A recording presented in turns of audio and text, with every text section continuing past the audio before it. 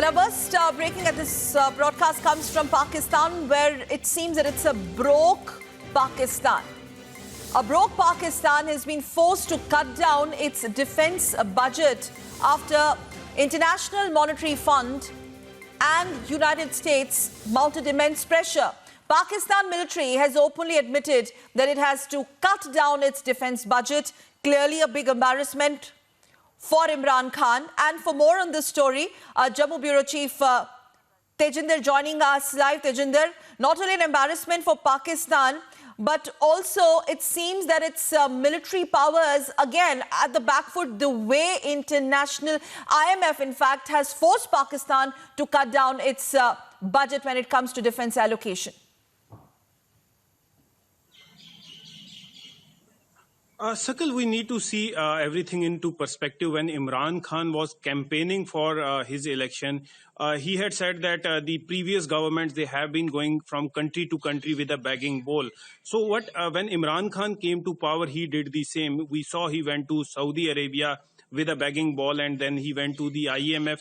And now, last night, when the Pakistan Army, the DG ISPR Asif Ghafoor, tweeting that the Pakistan military has decided to voluntarily cut their military budget, and the move, which was later appreciated by Prime Minister of Pakistan, Imran Khan, clearly shows that Pakistan, the mess in which Pakistan economy is in shambles. The dollar to Pakistan currency mark has already... Sushant Sareen is joining us on phone line, strategic and foreign affairs expert. Tejinder, I'm requesting you also to stay with us. Sushant, quick reaction from you, especially a big embarrassment, of course, for Pakistan's Prime Minister Imran Khan, but coming at a time when there have been so much boasting about that so-called military prowess, which of course is of no use. The country, which already has a beleaguered economy, it's living on arms, and now this. Look, I would be a little careful. I think a lot of this is for public consumption. I think, the Pakistan army is trying to show to its people that it is also going to contribute and it is also going to sacrifice for the sake of the country which they pretty much run, which they pretty much own. Because otherwise, already people are asking questions that, look, the sums don't match. If you just add up defense and debt servicing, it accounts for the entire revenue of the government of Pakistan. Everything else is on borrowed money, and there is only so much you can sustain it. And that point has come where it is no longer sustainable. So the Pakistan army has to, give this impression that it was also willing to go in for cuts. But if you look at what has been happening over the last 3 or 4 months, their expenditures have almost gone up by about 15 to 20%. The fact also is that projections for the next budget show that their budgets are going to go up. So I think what they will do is what Pakistanis are adept in doing. They'll cook up the books. They'll try and show some of the defense expenditures in some other accounts.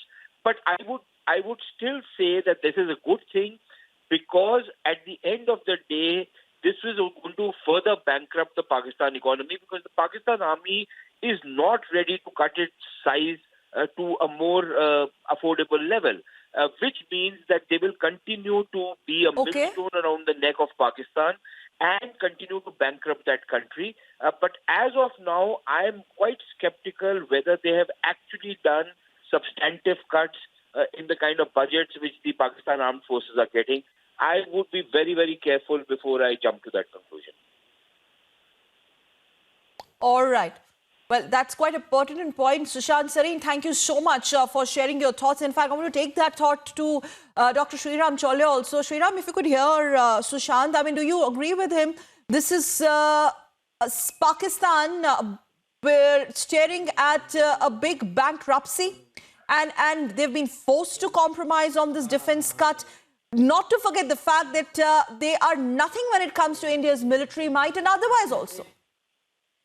Well, there are transparency and accountability requirements when you receive loans from multilateral agencies like the IMF. And they also are expected to monitor and to hold to account the debtors, that they are fulfilling all the criteria and the conditionalities.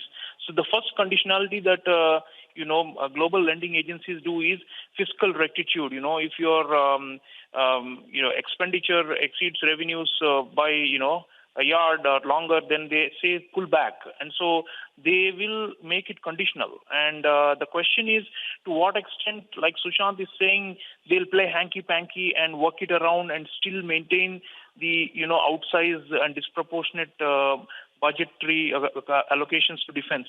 I think as a percentage of GDP or as generally as a percentage of government spending budget, the deficit has been, the defense has always taken the lion's share. And this is because of the structural power of the military over everything. Plus, they control even the civilian sector of the economy. Most of the Fauji, the retired generals, they own almost all the industries, the land and the enterprises and the wealth creation machines, whatever is left there. And nobody pays taxes. So the IMF is going to ask them to, change, or else there's not going to be the debt relief that they're looking for. So overall, if you see, it is quite an onerous requirement, but really it boils down to Trump administration, because behind the IMF is the U.S. And the U.S. does not want, absolutely. This kind of profligate that was going to be my next question. Behind the IMF is U.S. and U.S. is forcing you. In fact, U.S. is creating conditions for Pakistan for the big defense cut. Psychologically also, it's a big drubbing, isn't it? Because this is coming at a time where Pakistan, Sriram, you would agree, diplomatically also is staring at a massive isolation post-Pulwama. At various international forums, they have been forced to cut down on terror, and now this. That's true. In fact, it's a shameful thing that global lending agency is forcing them to, correct their imbalances, the fiscal imbalances. That means that essentially the priorities have been totally wrong for this country for years and decades. This is not the first bailout. They've had several in the past, and still they have not learned. So in a way, it's a huge blow to their image and reputation. It also questions whether is it really a democracy. Is Imran Khan a democratically elected leader? If so, how is he not able to rectify the imbalance on his own? Why has it to be forced by outside lenders and conditionalities? It's actually a wake-up call for that country. The civilians should say, how is it that for decades we have been robbed like this by the military, and now an outside agency is finally forcing us to wake up and smell the coffee? All right. So yes, we'll have to see. It's going to be pretty interesting to see how Imran Khan, or if at all he chooses to respond to this on record. They might try to downplay this development, but this is huge. Pakistan cuts down on defense, but they say that they're not going to compromise when it comes to important parameters. Thank you very much. We have General GJ Singh also on phone line. A quick response from you, sir. A quick response from you on this Pakistan defense cut, especially. You have IMF and you have US mounting huge pressure. You see, there seems to be a close connection in Pakistan's policy, because they have now realized that India is going to have a very tough stance, especially after Prime Minister Modi has assumed charge again. And they expect that they will not be able to do much when it comes to terrorizing India, because moment they try anything, they will always be given a very tough reply.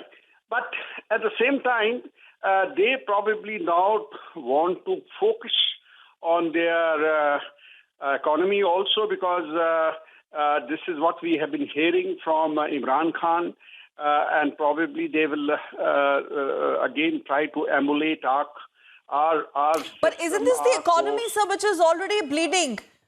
All right. Yes, you see, you can finish your point, sir. 10 seconds. Yeah, they have to address that particular part also, because economy plays a very vital role when it comes to gun power of a country. If they really want to, develop and do something for their defense, they also need money for it. And now people have realized other countries. Absolutely. Like and where will that money come from? Yeah, an already beleaguered economy and now defense cut. Commodore GJ Singh, really appreciate you sharing your thoughts on this big story on Republic TV. Thank you so much, sir.